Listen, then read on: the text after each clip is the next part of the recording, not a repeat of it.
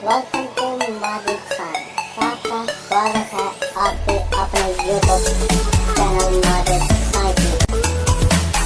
Subscribe करना ना भूलिएगा और press the bell icon. Video अच्छा लगे तो लाइक एंड कमेंट जरूर करिएगा।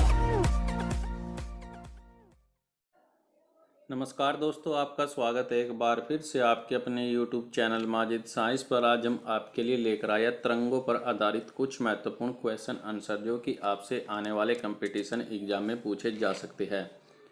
Most important question all competition exam. तो चलिए दोस्तों शुरू करते हैं फटाफट। दोस्तों आज का हमारा फर्स्ट क्वेश्चन है, कौन सी तरंगे शून्य में संचरण नहीं कर सकती है? दोस्तों इसको ऑप्शन नंबर सी यानी ध्वनि तरंगे शून्य में संचरण नहीं कर सकती। और तरंगे होती क्या है? किसी माध्यम या निर्वात में एक बिंदु से दूसरे बिंदु तक ऊर्जा का स्थानांतरण करने वाले विक्षोभों को हम तरंगे कहते हैं। हमारा नेक्स्ट क्वेश्चन है, निम्नलिखित में से किस प्रकार की तरंगों का प्रयोग रात्रि दृष्टि उपकरण में किया जाता है? दोस्तों इसको ऑप्शन नंबर सी यानी अवरक्त किरणों का या फिर इंफ्रारेड वेव का प्रयोग रात्रि दृष्टि उपकरण में किया जाता है। और अवरक्त तरंगे होती क्या है? अवरक्त तरंगे दृश्य स्पेक्ट्रम के दीर्घ तरंगदैर्घ्य सिरा से संलग्नित होती है, यानी अवरक्त तरंगों को कभी कभी ऊष्मा तरंगे भी कहा जाता है, क्योंकि अधिकांश पदार्थों में विद्यमान जल के अणु इंफ्रारेड रेज को तुरंत अवशोषित कर लेते हैं और पदार्थ को गर्म कर देते हैं। अवरक्त विकिरणों का प्रयोग पृथ्वी की गर्मी अर्थात मध्यम ताप बनाए रखने में भी मदद करता है। इसके अलावा उपग्रहों में लगे अवरक्त सूचकांकों का प्रयोग सैनिकों उद्देश्य एवं फसलों की वृद्धि के प्रक्षेपण में भी इंफ्रारेड वेव्स का प्रयोग किया जाता है। और घरेलू इलेक्ट्रॉनिक उपकरण जैसे टीवी इत्यादि के रिमोट में बहुलता से इनका प्रयोग किया जाता है। हमारा नेक्स्ट क्वेश्चन है, दीर्घ रेडियो तरंगे पृथ्वी की किस प्रकार से परावर्तित होती है? दोस्तों इसका ऑप्शन नंबर बी यानी आयन मंडल से। दीर्घ रेडियो तरंगे पृथ्वी के आयन मंडल से परावर्तित होती है। हमारा नेक्स्ट क्वेश्चन है, पराबैंगनी किरणों में ऊर्जा किसकी अपेक्षा अधिक होती है? दोस्तों इसका ऑप्शन नंबर ए यानी अवरक्त किरणों में। पराबैंगनी किरणों में ऊर्जा की अपेक्षा अवरक्त किरणों में अधिक होती है। हमारा नेक्स्ट क्वेश्चन है, जल उपचार में पराबैंगनी किरणों का प्रयोग किस रूप में किया जाता है? दोस्तों इसका ऑप्शन नंबर बी यानी रोगाणु नाशक में। जल उपचार में पराबैंगनी किरणों का प्रयोग रोगाणु नाशक में किया जाता है। हमारा नेक्स्ट क्वेश्चन है, एक्सरे किरणें किस प्रकार की तरंगे है?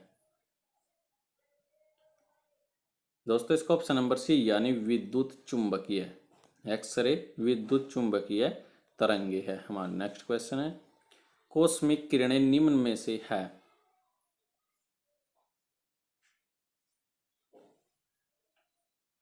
दोस्तों इसका ऑप्शन नंबर ए यानी आवेशित कण।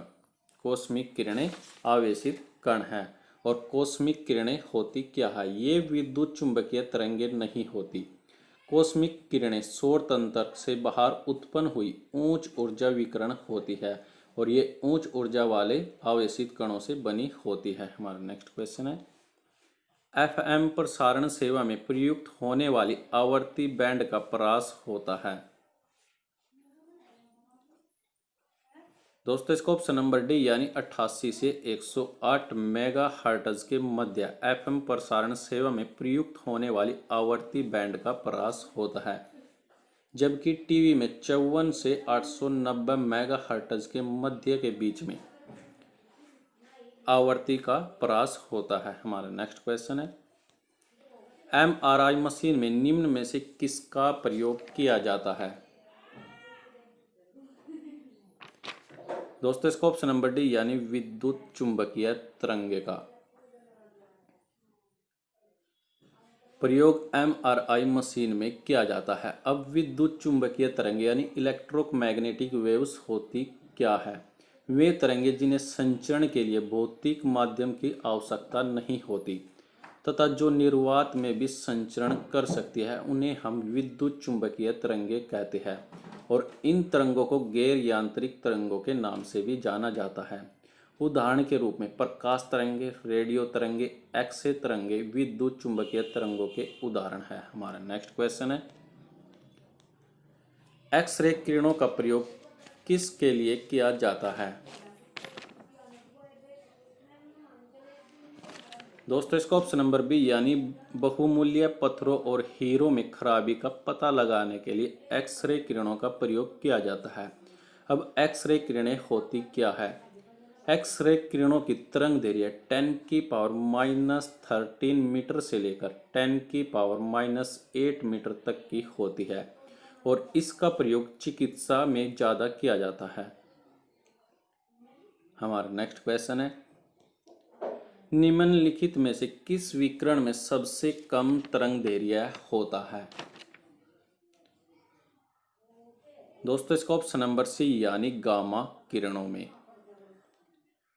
गामा किरणों में सबसे कम तरंग दैर्घ्य होता है और इनका तरंग दैर्घ्य 10⁻⁻16 मीटर से लेकर 10⁻⁻10 मीटर होता है और इसका प्रयोग कैंसर कोशिकाओं को नष्ट करने में किया जाता है। हमारा नेक्स्ट क्वेश्चन है, सीटी स्कैन करने में निम्न में से किसका प्रयोग किया जाता है? दोस्तों इसका ऑप्शन नंबर डी यानी एक्सरे किरणों का। सीटी स्कैन करने में एक्सरे किरणों का प्रयोग किया जाता है। हमारा नेक्स्ट क्वेश्चन है, दो उत्तरोत्तर सुरंग के बीच की दूरी को क्या कहते हैं?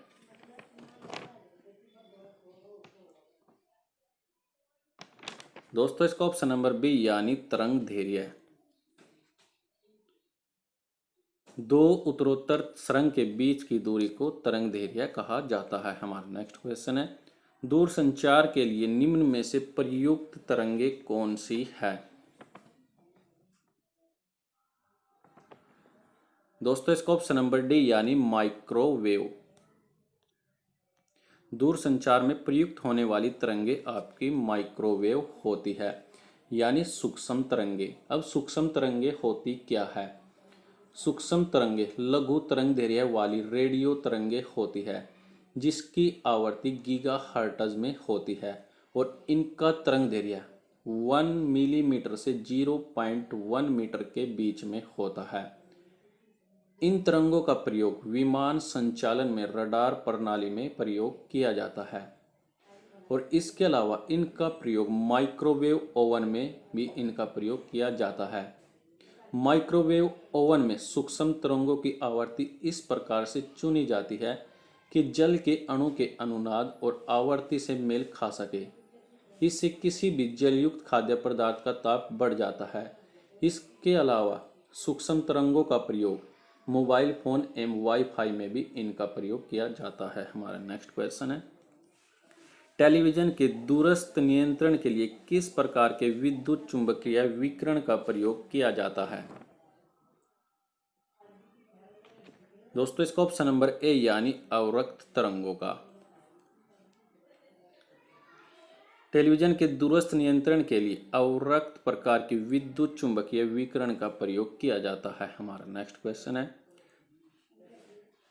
तरंगे मुख्यतः कितने प्रकार की होती हैं? दोस्तों इसका ऑप्शन नंबर ए यानी 2 प्रकार की। तरंगे मुख्यतः 2 प्रकार की होती है, यांत्रिक तरंगे और विद्युत चुंबकीय तरंगे। हमारा नेक्स्ट क्वेश्चन है, गामा किरणों का तरंग दैर्घ्य लगभग कितना होता है? दोस्तों इसका ऑप्शन नंबर ए यानी 10⁻⁻16 से लेकर 10⁻⁻10 मीटर तक गामा किरणों का तरंग दैर्घ्य होता है। हमारा नेक्स्ट क्वेश्चन है, निम्न में से अवरक्त तरंगों को अन्य किस नाम से जाना जाता है? दोस्तों इसका ऑप्शन नंबर ए यानी ऊष्मा तरंगे। ऊष्मा तरंगों के रूप में अवरक्त तरंगों को अन्य नाम से जाना जाता है। हमारा नेक्स्ट क्वेश्चन है जो आप सभी के लिए, कृपया कमेंट करके जरूर बताइएगा, कांच का पीला रंग किस पदार्थ के कारण होता है? दोस्तों कमेंट करके जरूर बताइएगा कांच का पीला रंग किस पदार्थ के कारण होता है। फिलहाल के लिए दोस्तों आज के लिए इस वीडियो में इतना ही। यदि आपको यह वीडियो अच्छी लगे तो इस वीडियो को लाइक कीजिए, कमेंट कीजिए एंड सब्सक्राइब कीजिए माजिद साइंस को। वीडियो देखने के लिए आप सभी लोगों का धन्यवाद।